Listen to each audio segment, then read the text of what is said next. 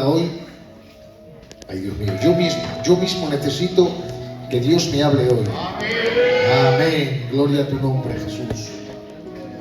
Bueno, pues son las 8:04 y yo no voy a intentar robar más tiempo. Rápidamente vamos a ir a la palabra del Señor, que es lo que nos interesa en esta tarde. Gloria a Dios. Vamos a abrir la escritura. Abrimos la Biblia en el Evangelio de Juan, capítulo 10 y versículo 11. Me encanta, hermanos. Dijo mi Señor Jesús: yo soy el buen pastor. Y el buen pastor da su vida por las ovejas. Ay, Dios mío. ¿No te ha gustado? Repítelo conmigo, vas a repetir conmigo. Yo soy el buen pastor. Y el buen pastor da su vida por las ovejas. Dar un fuerte aplauso a la palabra del Señor. Gloria a tu nombre, Jesús. De bendición, de gloria, de poder, de exaltación a tu nombre, Señor Jesús. Gloria a tu nombre, Señor. Yo soy el buen pastor, y el buen pastor da su vida por las ovejas. Esta es la cuarta declaración de los 7 yo soy que aparecen en el Evangelio de Juan. Atención, ¿y qué señalan? Identidad divina y propósito divino. Impresionante, hermanos. Señalan identidad divina y propósito divino. Jesús es el Dios de nuestra salvación. Su identidad, repito, es divina y su propósito también es divino. Jesús es el pastor perfecto. El pastor perfecto. Si abrimos la Escritura, tanto en el Antiguo Testamento como en el Nuevo Testamento, encontramos buenos pastores que fueron buenos pastores para el pueblo del Señor. Pero ninguno de ellos tiene identidad divina, ninguno de ellos tiene identidad única. Porque al que no le falta una cosa, le faltaba la otra. El olivo no puede derramar dulzura, ni la higuera puede derramar unción. Pero os presento yo el pastor de los pastores hoy, aquel que tiene la unción del olivo, la dulzura de la higuera. Él es el sacrificio de la vid, su nombre es Jesús. Él es el autor de la vida y el testimonio vivo de la resurrección.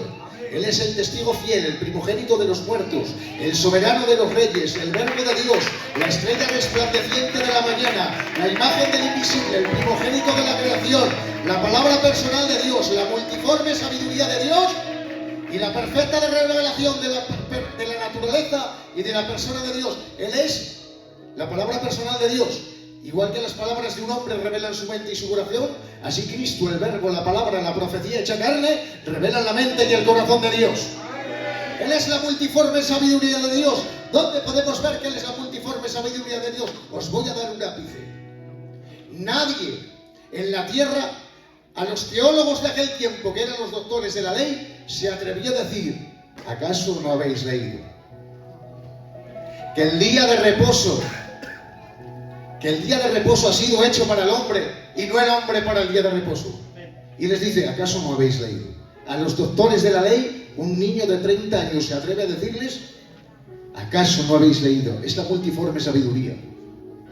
Pero no solo es la multiforme sabiduría, sino que es la perfecta revelación de la naturaleza y de la persona de Dios. Por eso el autor de los Hebreos, abriendo el capítulo 1, dice: en otro tiempo Dios habló a nuestros padres por los profetas. Dice: pero hoy nos habla por el Hijo. ¿Por qué? Porque los profetas eran instrumentos de revelación, pero Cristo, el verbo, la palabra, no es un instrumento de revelación, sino que es la revelación perfecta. En pocas palabras, Jesús no es parte de la información, no es un destello, sino es toda la información. Por eso dice que Él es el buen pastor, pero no solamente dice yo soy el buen pastor, sino también dice yo soy la puerta. No dice solamente yo soy la puerta, sino que dice yo soy la vid verdadera. No dice soy la vid verdadera, sino que también dice yo soy el camino, la verdad y la vida. Nadie va al Padre si no es por mí. No solo es el camino, la verdad y la vida, sino que también es la resurrección y la vida. No solo también es la resurrección y la vida, sino que también es la luz del mundo. Cristo es toda la información, no es parte de la información, sino toda la información. A Él sea gloria, honra y alabanza. su identidad es divina. Cuando Él dice yo soy el buen pastor, está haciendo una declaración a sí mismo sobre su identidad divina. Esa identidad divina aparece a Moisés en la zarza. Esa identidad divina, yo soy, aparece a Moisés en la zarza. Moisés está viendo y contemplando una zarza que arde y no se consume.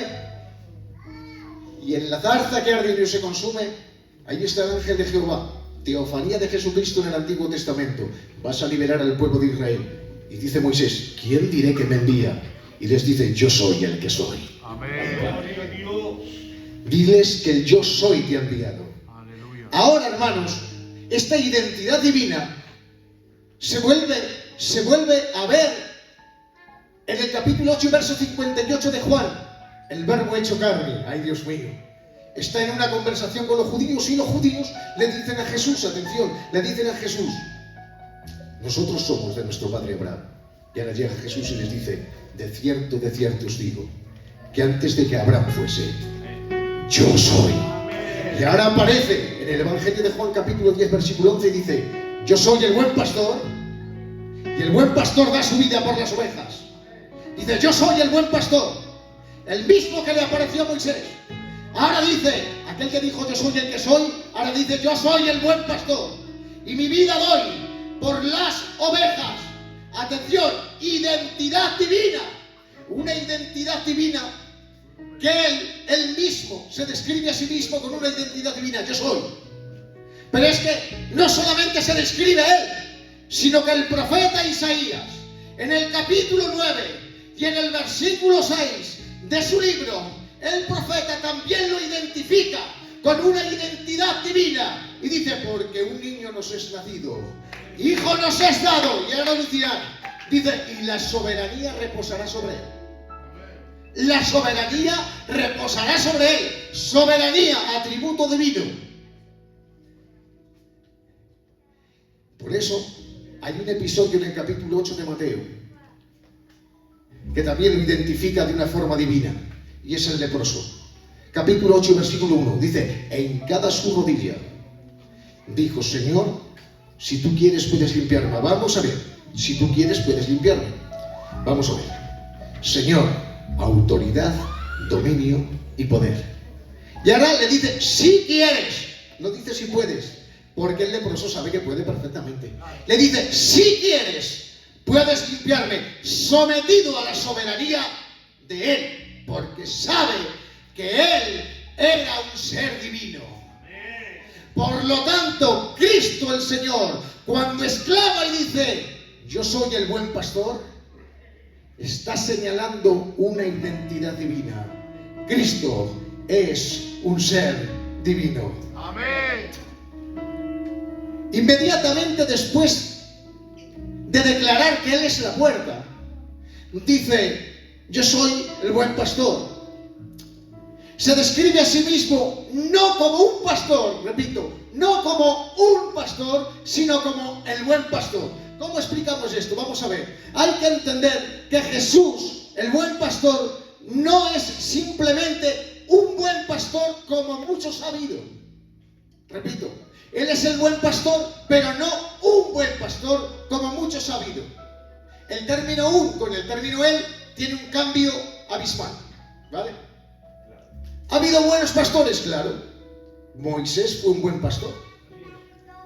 David fue un buen pastor para el pueblo. Ezequías fue un buen pastor para el pueblo.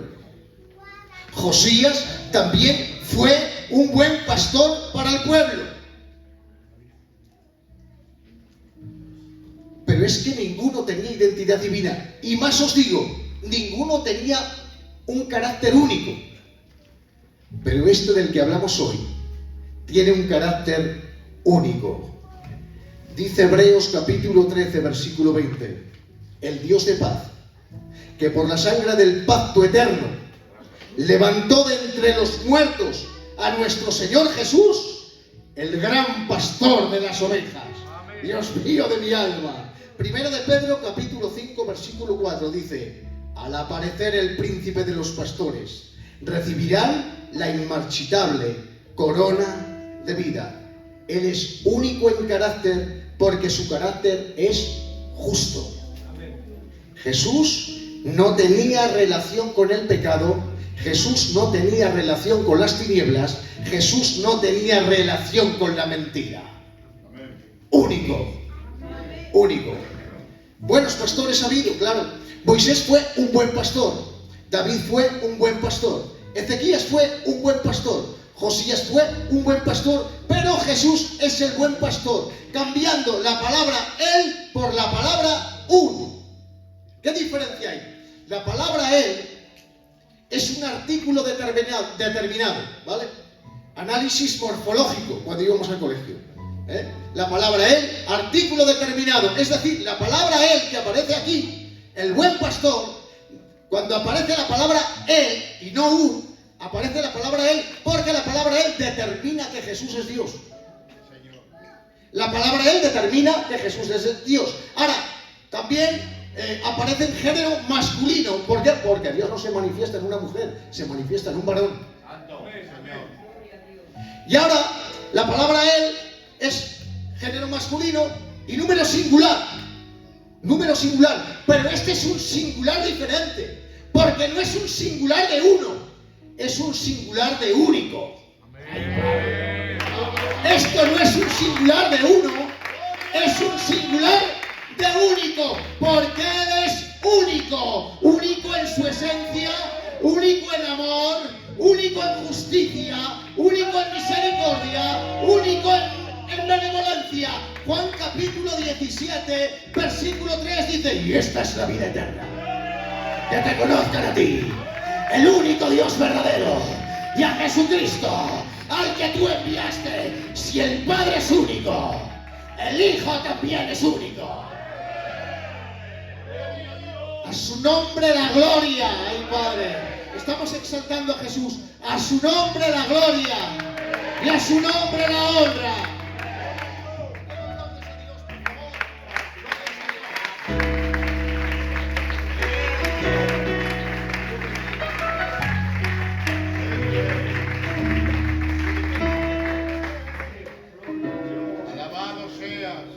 Moisés fue un pastorazo, hermanos. Os lo digo desde aquí. Moisés fue un pastorazo enorme. Pastoreó a más de 2 billones de personas. Cuando salieron de Egipto, durante 40 años en el desierto, pastoreando a más de 2 billones de personas. Moisés un pastorazo. Cuando Moisés murió, ¿ay qué repercusión tiene la muerte de Moisés, Dios mío? ¡Ay, qué repercusión tiene! ¡Qué pastorazo no sería! Que el mismo Dios tiene que darnos sepultura. El mismo Dios entierra a Moisés. ¿Quién da la noticia al pueblo de que Moisés ha muerto? El mismo Dios. Josué capítulo 1. Josué, mi siervo Moisés ha muerto. ¡Ay, Padre! ¿Qué repercusión no tendría? Que dice la Escritura que cuando el pueblo se enteró que Moisés había muerto, le lloraron durante 30 días. 30 días de lágrimas, 30 días de duelo, 30 días de luto. ¿Qué repercusión no tuvo la muerte de Moisés, este pastorazo de Israel? ¿Qué repercusión no tendría, hermanos, que siglos después los primeros hebreos cristianos, lo siguen venerando, de tal forma que lo endiosan y ponen a Moisés en un lugar más alto que a Jesús? Y entonces el autor de los Hebreos, viendo esto, ahí lo que se anhelaba, Padre, escribe el capítulo 3 y dice: Cristo superior a Moisés. Ay, vale. De hecho, escuchen, hay muchas veces que yo leí esta carta antaño cuando era más chaval. Digo, vaya cosa que nos enseña el autor de los Hebreos. Cristo superior a Moisés, claro, Cristo es Dios, pues ya lo sabemos. Pero claro, el contexto era el siguiente: que los hebreos, ay Padre, tenían esas raíces todavía y seguían venerando a Moisés, hermanos, y endiosándolo de tal forma que dejan a Jesús a un lado. Jesús, bueno, Jesúsito, pobrecito, pero Moisés el monstruo. Moisés el monstruo, porque fue el pastor de Israel. Pero no se daban cuenta que este era el pastor de los pastores. Mi alma te alaba. Este era el pastor de los pastores. Y entonces yo quedo atónito con esto, hermanos. ¿Saben por qué? Porque endiosaban a Moisés. Ahora os pregunto, pero no contestéis nadie. ¿Estaban pecando? Aquellos hebreos estaban pecando. Aquellos hebreos cristianos estaban pecando, hermanos. Desde aquí os lo digo, sí, estaban pecando. Porque Jesús le dijo a Satanás: a un solo Dios adorarás y a un solo Dios servirás.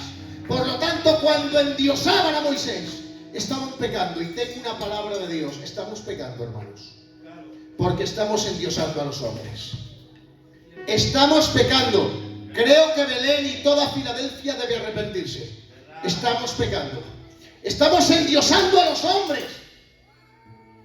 Pastor, que tú llevas poco y estamos gozando contigo. Escucha lo que te voy a decir. Estamos endiosando a los pastores. Os voy a decir una cosa, hombre. Si a los siervos de Dios, a los pastores, se les ama, se les respeta y os tenéis que someter a ellos, pero no podéis endiosarlos. Eso es un pecado. Acordaros de que Jesús era el rey de los judíos, pero aquí en la iglesia es nuestro Dios. Y no podemos endiosar a ninguno más. Ay, Padre. Ay, Padre. Es que tengo palabra de Dios, hermanos. Tengo palabra de Dios. Estamos endiosando a los hombres. ¿Hasta qué punto, pastor? ¿Hasta qué punto? Estamos endiosando tanto a los hombres que lloramos más la ausencia de un pastor que la ausencia de Dios. Lloramos más la ausencia de un líder que la ausencia de Dios. Estamos locos. No sabemos lo que estamos haciendo. Estamos ofendiendo a Dios. Estamos ofendiendo a Dios. Se marcha un pastor y lo lloramos. Y a lo mejor estamos lejos de Dios y no lloramos. Te voy a dar una noticia, cógela. Te voy a dar una noticia buena o un consejo bueno. Que no te falte Dios. Porque el día que te falte Dios lo tienes claro. Lo tienes muy oscuro el día que estés lejos de Dios. Llora cuando te veas lejos de Dios. No endiosemos tanto a los hombres. ¡Ay, Dios mío! No endiosemos tanto a los hombres. Por eso en el capítulo 51 del libro de los Salmos, en el arrepentimiento de David, ¿qué dice David, hermanos? ¿Qué es lo que dice David? No me eches de tu presencia. Si hay algo que aterraba a David era la ausencia de Dios. Se dio cuenta este rey de Israel, se dio cuenta de que hacía tiempo que estaba lejos de Dios. Mi alma te alaba. Llora cuando estés lejos del príncipe de los pastores. Llora cuando estés lejos de Dios. Que se rompa tu alma y tu corazón cuando notes su ausencia. Estamos llorando más la ausencia de los pastores que del príncipe de los pastores. El Señor nos perdone. El Señor nos perdone. Estamos endiosando a los hombres. Es un pecado, arrepiéntete. Te lo dice tu hermano César desde aquí. Es un pecado, arrepiéntete. Y si lo hago yo, César, es un pecado, arrepiéntete. No se puede endiosar a los hombres. Hay un solo Dios. Ay, Padre. Esto no estaba en el guión. Hay un solo Dios y un solo mediador entre Dios y los hombres. Jesucristo, hombre, el cual se dio el rescate por usted. A usted no le rescató Moisés. A usted no le rescató David. Ni el apóstol Pablo. Ni el apóstol Juan. Ni el apóstol Pedro. Ni ningún anciano, con todos mis respetos de la obra. A usted lo rescató Jesucristo. A Él sea la gloria. Digo que Jesús es Dios. No endiosemos a los hombres. Hay un solo Dios y un solo mediador entre los hombres. Jesucristo, hombre. Jesucristo, hombre.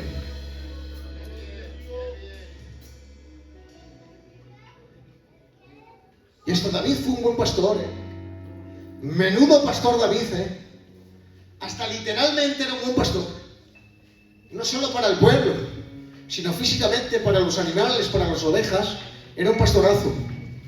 Por eso en el valle de Ela, cuando estaba amedrantado el pueblo de Israel o el ejército de Israel por el gigante Goliat, dijo, aquí estoy yo. David dijo, aquí estoy yo. Y Saúl le dice, el rey Saúl le dice, eres un niño, vete para tu casa. Tenía 17 años David. Eres un niño, vete para tu casa. Y dice David, tú no lo sabes, rey Saúl, que cuando yo estoy en el desierto cuidando las ovejas de mi padre, era un pastorazo, dice, y viene el oso o el león y se las lleva de la boca. Dice, yo salgo detrás de ellos. Dice, y se la quito. Dice, y si se revuelve, dice, lo mato. Era un pastorazo, Pero en el Salmo 23. En el Salmo 23. En el Salmo 23 tiene que rendirse ante el pastor de los pastores. ¿Y qué escribe, hermanos? Decidlo conmigo. Ahí va. Era un pastorazo. Pero en el Salmo 23 tiene que rendirse y decir, Jehová es mi pastor. ¿Saben en qué momento dijo eso David? ¿Qué momento de su vida? Cuando era rey de Israel. Dios mío. El trono no le quitó el carisma de oveja.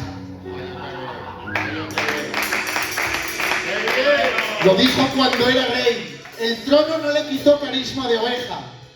El trono no le quitó la necesidad que tenía de Dios. Que el lugar que ocupes no te quite el carisma de oveja. Coro, que sois unos fieras, pero que el lugar que ocupáis no os quite el carisma de oveja. Rendíos al buen pastor. Siervos del Señor, que el lugar que ocupamos no nos quite el carisma de oveja.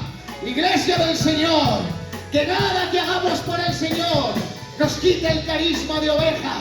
Por eso nos tenemos que rendir al Salmo 23 y exclamar como David, Jehová es mi pastor y de nada me faltará. Jehová es mi pastor. Jehová es mi pastor.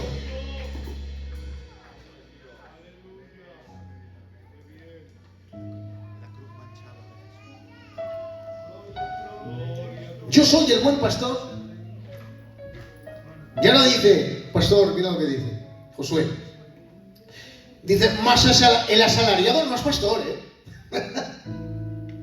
No dice que sea mal pastor, Dice, es que no es pastor. El asalariado no es pastor. Porque el asalariado pues trabaja con las ovejas por un salario, por dinero, pero no por amor a las ovejas. Eso es un asalariado. Un asalariado era un pastor que trabajaba para otro dueño y cuidaba las ovejas, pero por dinero, por el salario. Ahora, si viniera un lobo, huía y se marchaba, porque está escrito, y las ovejas eran dispersadas, ¿vale? Ahora, la pregunta es, ¿a quién les llama asalariados? Es un fenómeno. Jesús era un fenómeno. ¿Saben a quién les llamaba asalariados? A los líderes religiosos. A los fariseos les llamaba asalariados. Porque a los fariseos no les importaban las ovejas de Israel. Les importaba su salario. Ay, Padre. Llamaba asalariados a los fariseos, a los que amaban la liturgia, a los que amaban el sistema, a los que amaban la religión, pero no amaban a las ovejas de Israel. Pero Jesús dice, yo soy el buen pastor. ¿Saben por qué? Porque Él no ama el sistema religioso. Él no ama la liturgia. Él ama a las ovejas de Israel. Os lo digo más claro. Jesús nuestro Señor y nuestro buen pastor no ama el sistema religioso. Le ama a usted porque usted es oveja suya. Le ama a usted porque usted es oveja suya, pero no ama el sistema, no ama la religión. Jesús dijo, yo soy el buen pastor y el asalariado no es pastor, refiriéndose a los fariseos. Jesús quiso sacar a las ovejas de Israel del sistema religioso. Mi alma te alaba. Jesús quiso sacar a las ovejas de Israel del sistema religioso. No sé qué tiene el sistema que ata. No sé qué tiene la religión que te ata. Pero si te ha absorbido el sistema, ay, qué palabra de Dios, hoy recíbela. Si te ha absorbido la religión, si te ha absorbido la liturgia, huye, márchate, no estés ni un minuto más. Deja de estar metido en la religión y ven a los pies de Cristo de una vez por todas, porque el sistema y la religión no es evangelio, no te equivoques, porque el sistema y la religión no es evangelio, el evangelio es otra cosa. El evangelio es otra cosa. Yo soy el buen pastor. Voy terminando ya. Yo soy el buen pastor y el buen pastor da su vida por las ovejas. Ay, me encanta esto, hermano. Esto ya es el propósito divino. Hemos hablado de la identidad divina. Esto es el propósito divino. Propósito divino. Dice, y yo, que soy el buen pastor, doy mi vida por las ovejas. Y dice, por eso el Padre me ama. Porque yo doy mi vida. Para tomarla de nuevo. Dice, y nadie me la quita, Qué monstruo. Dice, y nadie me la quita, sino que yo la doy de mi propia voluntad. Yo soy el buen pastor, identidad divina. El buen pastor da su vida por las ovejas, propósito divino. El propósito divino es morir. Ese es el propósito divino, es morir. Jesús no vino a este lugar. Jesús no vino a la tierra. Voy a experimentar. ¿Qué pasa? Voy a ver qué se siente con una gripe. Voy a ver qué se siente con un dolor de cabeza. Voy a ver qué se siente si no tienes para comer. Oh, Jesús vino a morir. A morir. Él vino a morir. Por eso en el autor de los Hebreos hay como una reunión entre la Trinidad y el Verbo, la segunda persona, dice, prepárame cuerpo. Ay, Dios mío. Él sabe a lo que viene. Él vino a morir. La humanidad de Cristo es para morir. Jesús se hace hombre, el Verbo se hace carne, Dios toma forma de siervo, Dios toma forma de hombre para morir.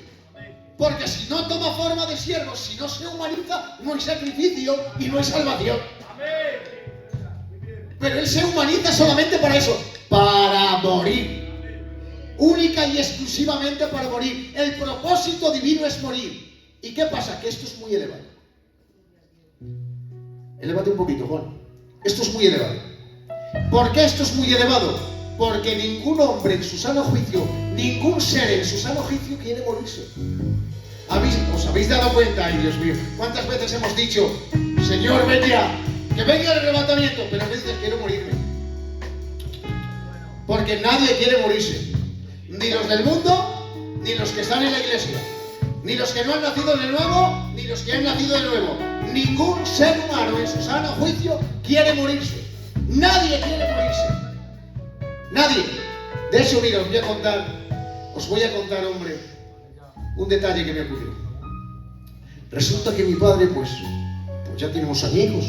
Y una vez estaba en el cementerio, ya sabéis que mi madre está en el cielo. Y dijo mi padre un día, ¿qué hago yo aquí ya? Yo quiero morirme ya. Contra antes me muera, hijo. Dice, mejor. No digas eso, padre. No digas eso, que nos haces mal.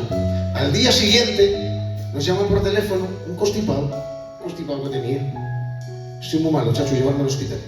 Estoy malísimo. Ay, padre, ¿cómo venir, llevarme? Vamos allí, le llevamos al hospital y ya cuando estamos llegando a casa, le digo a mi padre, pero no te querías morir. Pero no te querías morir. Nadie se quiere morir. Nadie. Habla Dios al profeta Ezequías. Esto es más contundente que el ejemplo que he puesto. Habla Dios al profeta Ezequías por medio del profeta Isaías, creo que es. Y le dice, dile a mi siervo, ay padre, dile a mi siervo que me lo lleve conmigo, que se va a morir. Díselo conmigo. Díselo. Dile que prepare su casa, que se va a morir, que me lo llevo conmigo. Y llega el profeta Isaías y le dice, Ezequías, rey, te mueres. Te llama el Señor a su presencia. Prepara tu casa, ordena a tus hijos, que te mueres. Y dice la Biblia que Ezequías comienza a clamar a Dios porque no se quería morir.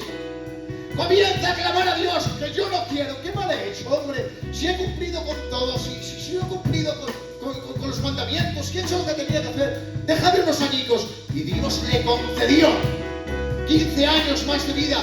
Y entonces el profeta Isaías vino a donde el rey Ezequías y le dice, y añade Dios 15 años más de vida porque no se quería morir. Pero os voy a dar una noticia.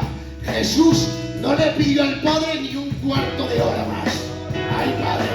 Jesús no le pidió al Padre ni un cuarto de hora más. Escrito está: Señor, Padre, haz pasar de mí esta copa, pero que no se haga mi voluntad, sino que se haga la tuya.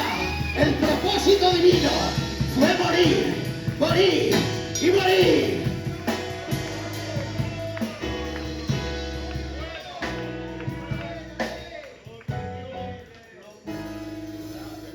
Por eso su última palabra en la cruz fue: en tus manos encomiendo mi espíritu. Mi alma te alaba. En tus manos encomiendo mi espíritu. Nadie se quiere morir. Jesús vino a morir. Ese es el propósito divino, morir. Os leo capítulo 2 y versículo 11 de Mateo. Y dice: y entrando en la casa, vieron al niño con su madre María, y postrados le adoraron, y abrieron sus tesoros: oro, incienso y mirra. Ay, Padre. Oro, incienso y mirra. El oro lo entiendo porque es rey de los judíos. El incienso también lo entiendo porque se encendía a los dioses, y más Dios que Jesús no había otro. Por lo tanto también entiendo el incienso, pero no entiendo la mirra. ¿Por qué no entiendo la mirra, hermanos? Porque la mirra se traía como tradición o como cultura, se traía para perfumar a los muertos. Pero si Jesús no ha muerto, se acaba de nacer, ¿por qué trae mirra? Era la crónica de una muerte anunciada. Era la crónica de una muerte anunciada. La mirra estaba enseñando o anticipando su muerte en la cruz del Calvario. Cristo vino a morir. Es el propósito divino. La mirra estaba anunciando su muerte en la cruz. Era la crónica de una muerte anunciada. Jesús nació para morir en la cruz. Jesús nació para ser sacrificado. Su humanidad es única y exclusivamente para cumplir el propósito perfecto de Dios. La muerte de Jesús es un propósito divino, atención, desde la eternidad. Desde la eternidad, dice el apóstol Pedro: el Cordero preparado desde antes de la fundación del mundo. Dios mío, antes de que Dios dijese sea la luz, ya había dicho sea la cruz. Ya lo había dicho. El propósito divino es morir. Por lo tanto, yo soy el buen pastor, y el buen pastor da su vida por las ovejas. Identidad divina y propósito divino. Este es el mensaje de hoy. ¿Quieres? Aplaude, pero ponte en pie solo para darle gracias al Señor por la palabra y para adorarle solamente un minuto, por favor. Adórale un minuto de adoración solamente a tu Señor. Adórale, adórale.